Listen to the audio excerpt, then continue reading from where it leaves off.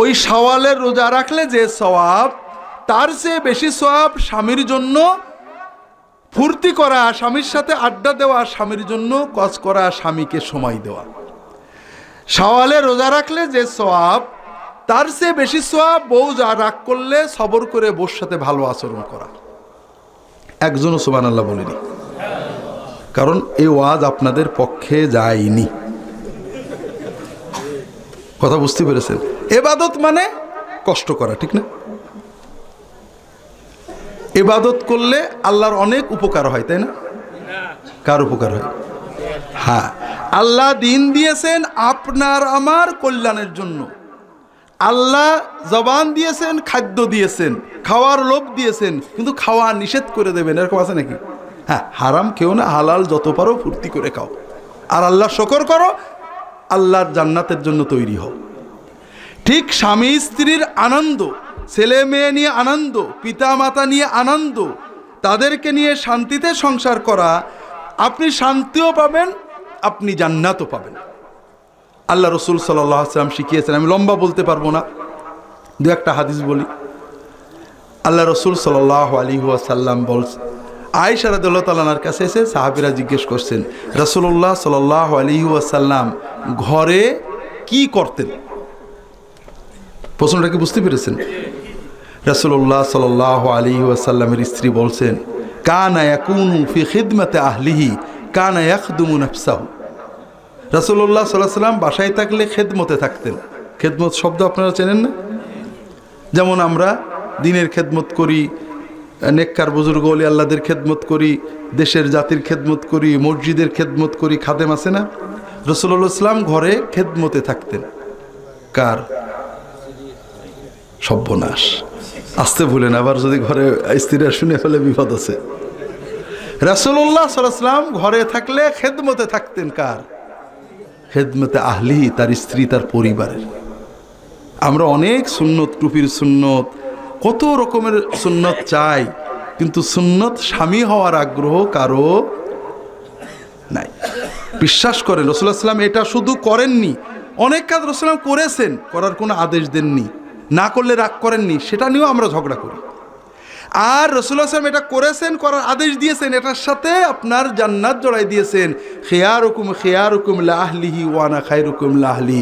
রাসূলুল্লাহ ঘরে থাকলে স্ত্রীর কাজে অংশ নিতেন, নিজের কাজ নিজে করতেন, নিজের কাপড় নিজে ধুয়ে নিতেন, নিজের জুতা নিজে সেলাই করতেন, স্ত্রীর সাথে একসাথে খেতে বসতেন, তার গালে খাবার তুলে দিতেন। আর আমরা, আমার থিওরিতে আপনারা চলেন, সেটা কি? আমি পড়ছিলাম আরব দেশে কৌতুক চুটকি। বউ বলছে যে দেখো, একতরফা খেটে তো বাঁচি না, এইভাবে সংসার হয়? সংসার তো মিলেমিশে করতে হবে, আমার সাথে কাজ অংশ নেও। তখন স্বামী বলছে, কি বলেছে? সবসময় তো আজীবনে তো তোমার সাথে মিলেমিশে সংসার করি, তুমি রান্না করো আমি খাই, তুমি কাপড় সাফ করো আমি পরি, তো বাগে জগিতে হচ্ছে। কথা বোঝেননি? এটা হলো আমাদের থিওরি, মুহাম্মদ রাসূলুল্লাহ সাল্লাল্লাহু আলাইহি ওয়াসাল্লামের থিওরি না। যেটা বলছিলাম ভাইরা, এর বিপরীতে, আচ্ছা আমি যদি আপনাদের দেশে হোটেলে দোকানে বসে রাজনীতি, ভবিষ্যতের কি হবে না হবে নিয়ে গল্প করে সময় কাটান না, এটাতে কি পরিমাণ সওয়াব হয়? আপনি যদি বউয়ের সাথে বসে আড্ডা দেন, গল্প করেন, ছেলে মেয়ে নিয়ে গল্প করেন, আপনার শান্তি বাড়বে, পারিবারিক শান্তি বাড়বে, এবং আপনার জান্নাতও পাবেন। আপনাদের সিলেটবাসীরা অনেক ভালো, সিলেটে সুন্নত অনেক বেশি। আপনাদের সমাজে স্ত্রীরা স্বামীদেরকে সালাম দেয় না? দেয়, সবাই তো দেন। স্বামীরা, আমাদের দেশে কোনো বউ স্বামীকে সালাম দেয় না, স্বামী বউকে সালাম দেয় না। আমাদের বিশ্ববিদ্যালয়ের একজন শিক্ষক ছিলেন, বলছেন যে ফ্ল্যাট বাড়িতে যদি বেল টেপেন, স্বামী দরজা খুললে আপনি সালাম দেন, বউ বলবে কেন, আমি তোমার বউ চিনতে পারোনি? তার মানে সালাম পরের বউকে দিতে হবে, নিজের বউকে দেওয়া যাবে না। কথা বোঝেননি? অথচ আল্লাহ রাসূল সাল্লাল্লাহু আলাইহি ওয়াসাল্লাম বলছেন, ইয়া বুনাইয়া ইযা দাখালতা বাইতাকা ফাসাল্লিম আলা আহলিকা ইয়াকুন বারাকাতুন আলাইকা ওয়া আলা আহলি বাইতিক। বাবা, তুমি যখন বাড়িতে ঢুকবে সালাম দেবে। বাড়িতে ঢোকার সময় যদি কেউ সালাম দেয় তার স্ত্রীকে, তার পরিবারের সদস্যদেরকে, ওই সালামের কারণে আল্লাহ ওই বাড়ির উপর বরকত নাজিল করবে। তো এই জন্য ভাইরা পারিবারিক জীবনে এই যে সুন্নতগুলো রাসূল দিয়েছেন, হক, তাদের অধিকার, এগুলোর দিকে খেয়াল রাখতে হবে। এগুলোর জন্য আল্লাহর কাছে জবাবদিহি করতে হবে। আল্লাহ রাসূল সাল্লাল্লাহু আলাইহি ওয়াসাল্লাম বলছেন, লা ইয়ানজুরুল্লাহু ইলা ইমরাতিন লা তাশকুরু লিজাওজিহা ওয়া হিয়া লা তাস্তাগনি আনহা।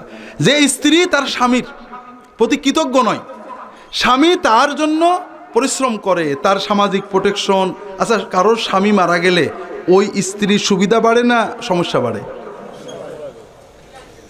স্বামী তার প্রোটেকশন, তার সামাজিক অর্থনৈতিক সেবায় থাকে। ভুল ত্রুটি আছে, সমস্যা আছে, কোনো স্বামী স্ত্রীর পুরো করতে পারে না, স্ত্রী স্বামীর পুরো আশা পূরণ করতে পারে, এটা ন্যাচারাল। কিন্তু যদি স্ত্রী তার স্বামীর যতটুকু করে এইটুকের কৃতজ্ঞতার হৃদয়ে না রাখে, সবসময় খোঁটা দেয়, সবসময় ঝগড়া করে, আল্লাহ রাসূল সাল্লাল্লাহু আলাইহি ওয়াসাল্লাম বলছেন আল্লাহ তাআলা ওই নারীর প্রতি তাকানি না।